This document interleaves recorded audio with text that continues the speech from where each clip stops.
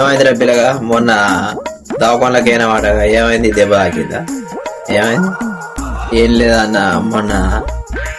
మా తాత ఎప్పుడు ఆని చూసేది ఈయన్ని చూసేది అని అన్నాడు అన్నోళ్ళు ఆయన మొన్న మా ఫ్రెండ్ వాళ్ళ ఇంటికి నేను అయితే 7 పిల్లలు పెరుగుతాయి అలాగే 6 పిల్లలు దర్వాజనే ఆయనతో నేను చూడక నిలబడిపోయినా ఆయనతో చెటిక్కడ తగిలింది దెబ్బ ఆయనతో దెబ్బ తగిలితే మా తాతనేమో ఆయన్ని చూసేది ఈయన చూసేది అన్నాడు నేనేమో ఇట్లే దిగుతుంది అయితే ఏమైంది అంటే ఏమైంది రా పిల్లగా అంత మాటిన ఆయన 7 పిల్లలు పెరిగిన ఆయన్ని చూసి ఈయన చూసి ఆడెత్తున్నాడని